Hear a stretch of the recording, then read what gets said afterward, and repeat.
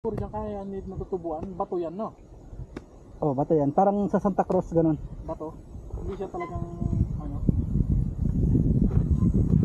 Yun. So, yun guys. Tapos na tayo dito. At uuwi na tayo. So, yan. Hanggang dito lang guys yung pinakakalsada dito sa may Omnay River.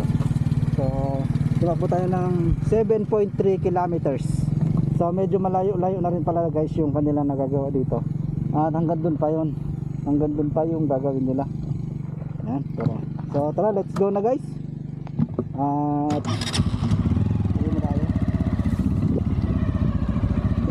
At pag-deliver tayo ng parcel